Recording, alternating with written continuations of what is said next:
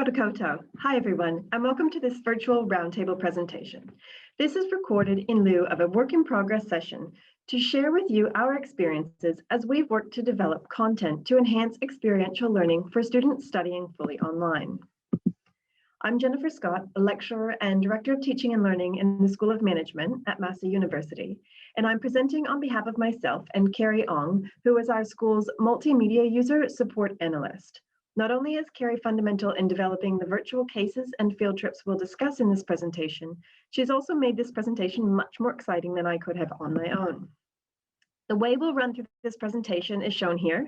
We'll begin with a bit of background to provide context for our initiative, share some of our experiences with a specific focus on an interactive case study that we've used as a virtual field trip, followed by some of our planned next steps and some recommendations we can share with others. Along the way, we'll consider some lessons learned, and as this is a work in progress, we'll ask a few pointed questions for you to consider.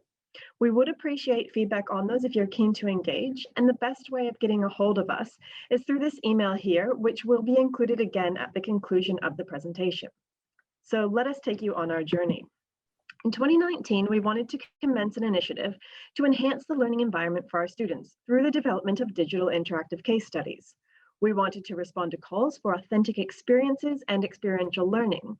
But with a fully online course, we decided to try doing this by helping facilitate bringing the real-world examples alive within the course. We'd been using text-based case studies for some time, so that wasn't new to us. Teaching business and management courses, those cases are a common teaching tool. Combined with our other efforts of including video in the course and receiving positive feedback from students, we figured we'd try video case studies. Given the feedback from students who had studied on campus about how much they enjoyed field trips that we could take them on, and how students also suggested using fewer cases that were used for a longer duration across a semester, we thought there might be an opportunity to try and build interactive case studies that could be used across multiple topics or multiple weeks for distant students as well.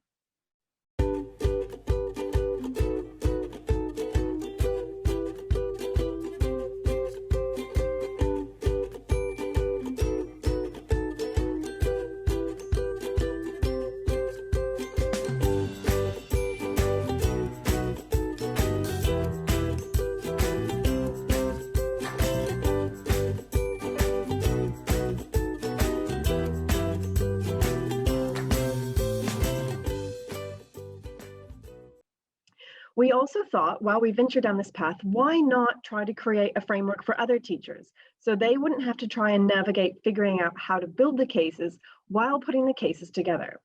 And so the two outcomes for this work in progress are the current state of our journey, building these cases, as well as the development of a framework for others to use. We had previously taken internal students or those students studying fully on campus on field trips and documented those field trips with pictures, followed by a write-up that I would do and then share with the class. Part of that was to reinforce lessons learned for students who attended, and part was to share with the students who were unable to attend. These field trips were often longer than the normal duration of a class, and while all efforts were made to schedule them early and alongside other class commitments, students still had other commitments such as part-time jobs or childcare that fundamentally meant they weren't able to attend. We also recorded some video cases where we went on site to talk to a few industry experts to gain insight into the real world. The idea behind these was wanting to give more actual footage to students above and beyond just being able to read a textbook case study. We also wanted to focus on businesses and industries that might mean a bit more to students. So not just textbook cases that were either very generic or generally based in other countries. For example, we provided 4 short video clips talking with a project manager of a house build for one extended case study, and 3 short video clips about IT project management for another case. And the IT project extended case study included a project focused on the IT department at our university, so students could actually hear about how the student mobile app that they used was developed. But what we hadn't done yet was to put together the wraparound curriculum focus and interaction for students to explore the cases themselves. We also hadn't combined the field trip aspects with the video case studies, where students could get that real-world relevance, but also the experiential learning of being there. Although some distance students were located locally, the very nature of distance student enrollment meant that some students were studying from all around the world. So we came up with the idea of the virtual field trip. The point was to try and give all students, regardless of their mode of study, whether they could take a day off of their other study, of work, of life duties, if they were studying fully online, to engage with the learning experiences of real local businesses to dive deeper into learning outcomes for the course. And while we were running one semester of an internal offering of a project management course, we decided to take the internal students on a field trip and record it for future use. For this specific course, while the student numbers mean an actual field trip for internal students on one campus is feasible, on our other campus that runs the same course concurrently, there are generally about 250 students, so it makes it logistically too complex to try and run the same type of field trip. So we wanted to share this opportunity with that internal cohort as well.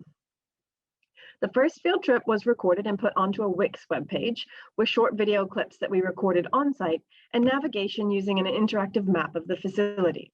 Students could explore the facility using a 3D virtual tour and then could dive deeper into explanations recorded from the individual who had the original idea and led the fundraising of the center, the project manager from City Council, and the manager of the center itself. They could also look at footage from the field trip. The recorded trip was shared with students who were unable to attend on the day and packaged up for future use as a virtual field trip or case study that was planned to be used for distance students to interact with the case online. However, the next offering of this course was also the semester that COVID disrupted all offerings, and we had to shift all of our internal students online as well. So now we actually had 3 offerings. 2 were supposed to be on campus and 1 was supposed to be distance, all online. So we decided to use the case for all of those classes. Each week, we explain how we will engage with the case study, which aspects students need to view and interact with, and how those aspects link to the content of the course. Students are expected to watch the video clips and virtually explore the case before synchronous sessions. And then in the synchronous sessions, we delve deeper into the new theoretical knowledge and learning outcomes through the case. And while this did start as a case study, I decided to go out on a limb and call it a virtual field trip. And it was a little bit cheesy at first, but it seemed to stick for students. They really embraced the idea and actually quite appreciated the opportunity.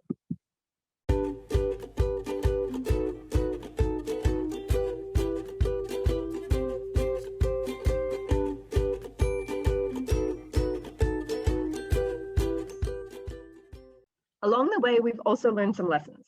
Some of these had to do with studio recordings that we were making. Well, can we start? Sorry. Okay. All tips for all of our things for when people do this in the future. Always remember to hit record. I need to stand up straighter. Sorry. Take 1.0. 152.252, topic 2, video 1, take 1. While others were more focused on the actual field trip filming, like making sure that you avoid filming when children's school field trips are happening, making sure that you have the tripod set up before you start recording to make sure that you can keep your video steady, and having specific questions and sticking to them. This will help keep the right focus for the recordings, and actually not recording an actual field trip will make the whole production much more clean. While we originally tried to maximize the time we spent on location by recording key speakers and footage while on an actual field trip, this really ended up looking a bit too messy for our liking. Students haven't actually mentioned it, but we think it could be cleaner. And this also allowed the key people that were speaking to go off on tangents. This meant that when we asked students to watch the footage after for future virtual field trips, they also saw the previous students and didn't necessarily just have the focused material that we would have preferred. So our next steps, which include refined virtual field trips and more interaction within the case studies, also inform a how-to guide for other staff wishing to undertake similar initiatives. To help support our ongoing work in progress, we've engaged our university's digital innovation team through a series of 6 workshops on how to use video to enhance learning. This has included consideration of right-sizing videos, scaffolding learning activities for an overall learning package, using short videos, pedagogical considerations, and practical tips on the actual filming of both studio and informal videos, as well as the inclusion of interactive learning objects in video within the learning management system. We're also continuing to respond to student feedback, which has included students requesting non-graded quiz-type activities as they progress through a course to check their own learning. So in addition to continuing to engage with the cases as virtual field trips and linking the real-world experiences to curriculum content, we're including more self-checks and feedback loops for staff and students to develop a better understanding of how the knowledge uptake of different students and how the cases are helping connect theory to practice. And the how-to guide, as a framework of recommendations for others, focuses on starting from the very beginning.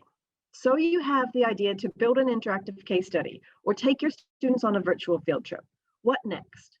We suggest considering the people and the organizations you or your colleagues already have contact with in your existing networks. Think about what the key course content is that you want to highlight within those cases or trips, and what your learning objectives are for the course. Just because a field trip might be fun doesn't necessarily mean it's right. It might mean cognitive overload or confusion for students if it doesn't make sense pedagogically for their learning. This is also then when you need to consider the right people to talk to and the right questions to ask. Prep yourself and the individuals you'll engage with, and the key dialogue focused on the relevant concepts for the course.